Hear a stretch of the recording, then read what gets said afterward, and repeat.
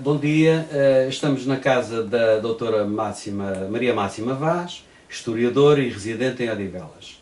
As tertúlias Conversas com Princípio e Fim vieram à casa da senhora doutora, no sentido de fazermos uma sinopse, um resumo da próxima tertúlia que se realiza no dia 28 às 16h30 na Sociedade Musical Odivelense.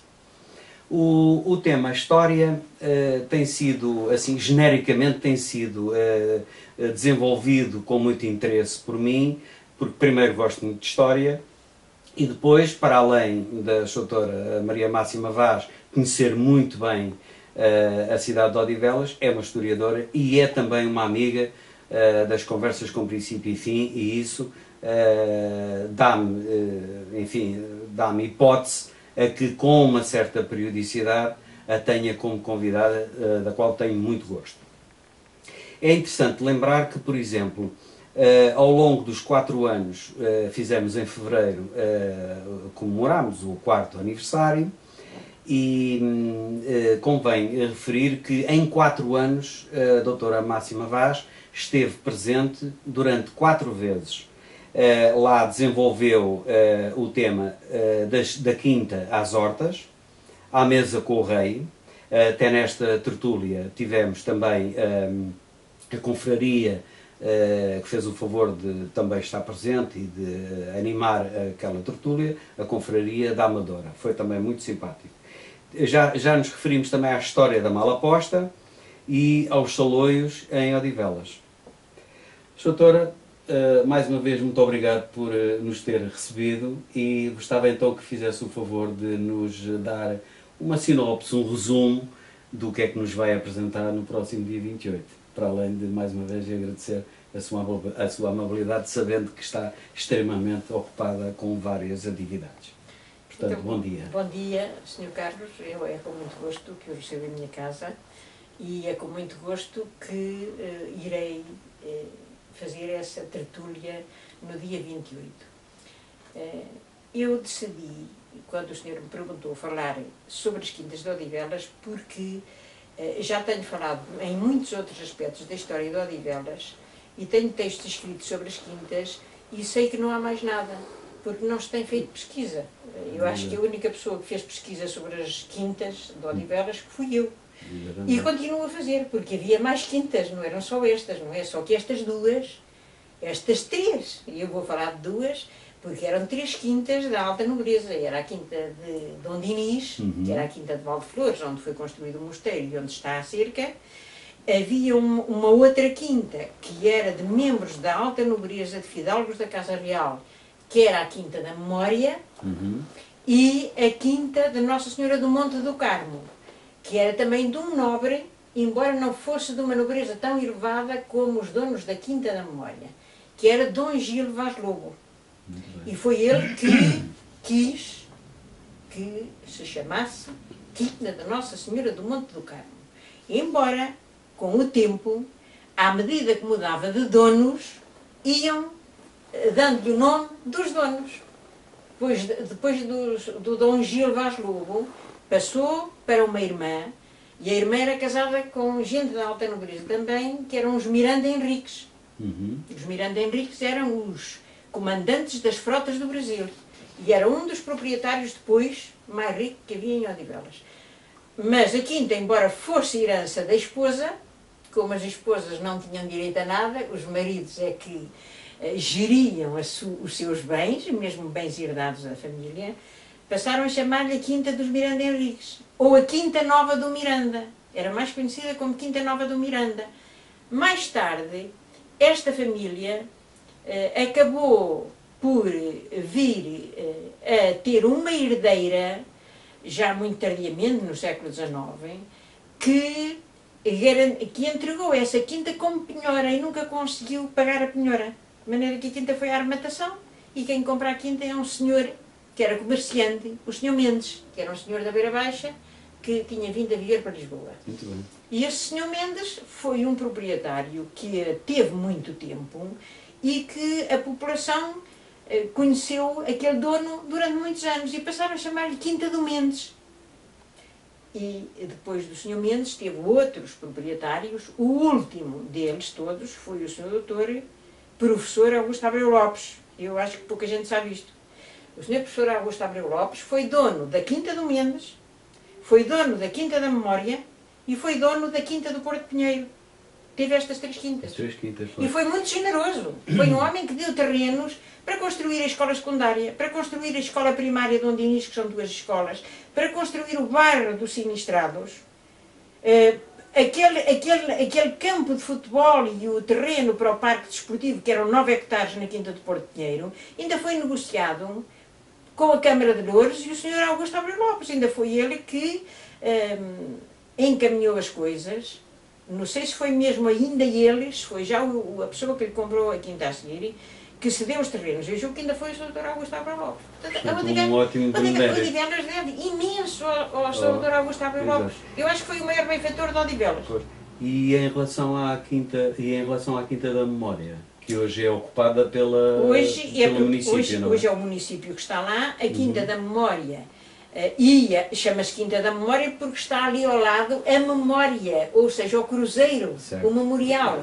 Essa quinta ia até à Ribeira, até ao ponto onde a Ribeira de Canessas, que desce de Canessas, se junta com o Rio da Costa, que vem dos lados de Benfica. Que grande transformação. Era ali, este centro todo de Odivelas era a Quinta da Memória. Era de uma família da nobreza, mas nós, o primeiro proprietário que identificámos, e fui eu que identifiquei o primeiro proprietário, foi o bispo Dom Rodrigo de Moateles, que foi bispo da Guarda e depois foi arcebispo de Braga. E foi por acaso. Eu um dia vinha a sair da farmácia Leitão e olhei, pus-me a apreciar aquilo que estava quase em ruínas e reparei que aquilo tinha o brasão encimado por um chapéu e com as insígnias de um arcebispo. E fui ao dicionário dos arcebispos, fui à história da igreja, fui ver, e aquele brasão era do arcebispo Dom Rodrigo de Moateles. Eu depois fiz um artigo até para a Junta de Freguesia e pus o nome de Casa do Arcebispo àquele edifício que estava completamente em ruínas. E fui eu que lhe pus o nome de Casa do Arcebispo, porque achava que não era um palácio, não tinha grandeza suficiente para lhe chamar palácio. Então chamei-lhe a Casa do Arcebispo e pegou, este nome pegou. Há muita gente que não sabe porque é que lhe chamam Casa do Arcebispo, fui eu que lhe pus o nome. Pois, para além digamos, de ser historiadora, a doutora é também uma pesquisadora, porque não se fica por aquilo que nos mostram, não, aliás do pouco, não é? Não, ó Sr. Carlos, uma pessoa que é formada em História e que se formou com consciência, com bons mestres, como eu tive, o meu professor de Metodologia em História foi o Dr. João Serrão. Eu tive muito bons professores.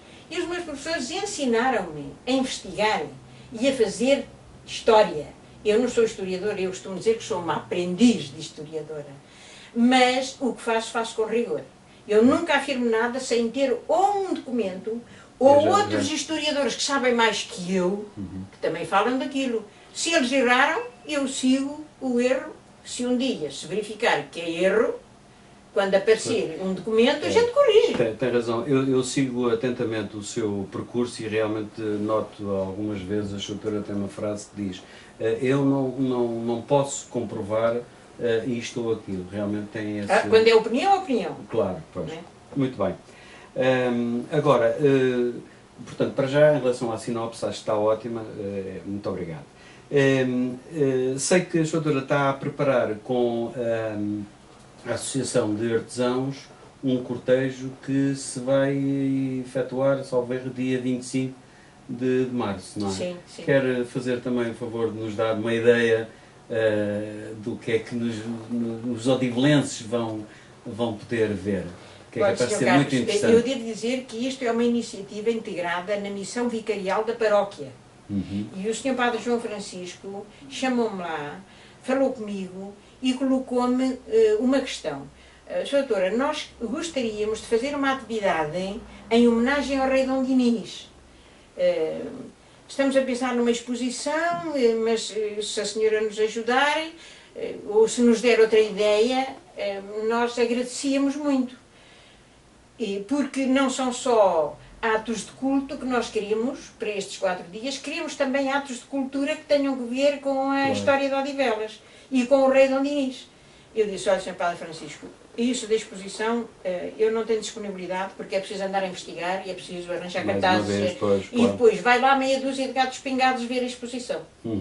Eu proponho que se faça uma iniciativa de rua em que o povo possa assistir e possa participar quem quiser. Eu achava melhor que se fizesse um cortejo real pelas ruas de Odivelas. Estamos a falar de quantas pessoas? Quantos figurantes? Figurantes estão envolvidos? Já temos 100 figurantes. Meu Deus. 100 figurantes. Mas era bom que o povo fosse assistir. Pois. Mas de futuro, nós estamos com a ideia de tornar isto anual e podermos deixar participar quem quiser, mas terão que fazer os seus trajes. Claro. Agora não aceitamos um traje Pois, qualquer. Têm que ser aprovados pela comissão organizadora sempre. Porque podem aparecer ali trajes que não são da época. Exatamente. E a Sociedade de Artesãos aparece ali porquê? A Associação de Artesãos aparece ali porque eu estava a ver que não haveria gente suficiente nas senhoras que trabalham para a paróquia, nem tinham vagar, nem tempo, porque era muito apertado em tempo, para fazerem os trajes. Era preciso fazer os trajes, não já. Não. E então, um dia eu fui à Associação de Artesãos e eu não pedi nada. Só disse assim, olha, Sr. Padre, quero fazer isto está-me a parecer que há dificuldade. E elas foram logo generosas e disseram-me assim, quer que nós participemos? Quero, se quiserem participar, ganhem todo braços abertos. E elas, pronto, ofereceram-nos para fazer, e são elas que estão a fazer as roupas, com a ajuda de algumas senhoras da igreja. Mas quem talha é a gente dos artesãos. A Rosário, a Noémia, a Alexandra, que é a professora de costura, que também cortou muitos, e elas cortam e depois ficam lá alguns para elas a concluírem, mas outros são enviados para serem cozidos para senhoras que na igreja fazem costura. Exatamente. Fico muito satisfeito porque com esta referência a este cortejo, também as tertúlias se associam a mais este acontecimento, que, por certo, irá ser bastante bonito. Ó, Sr. Carlos, eu se não tivesse arranjado as senhoras dos artesãos, ia ao seu grupo. Porque eu estava com a ideia de lhe pedir. A Antónia e essa gente toda, que são muito despachadas. Sei o nome da Antónia e das outras senhoras conheço, mas de algumas não tenho o nome presente. Mas eu estava com a ideia de lá ir. Portanto, para si que nos escuta, peço-lhe que venha ter connosco no dia 28 de março às 16h30 na Sociedade Musical Odivelense, repito, interesse por aquilo que o nosso Conselho tem, ouvindo a doutora Máxima Vaz, que é uma das pessoas que em Odivelas sabe de trás para a frente o que se passa nesta nossa cidade. Portanto, assista, doutora, uma vez mais, muito obrigado pela sua amabilidade e disponibilidade, sabendo que realmente está muito ocupada. Muito obrigado e até uma próxima. Muito obrigada, Sr. Carlos, e conte sempre comigo. Tá, ok. Muito obrigado.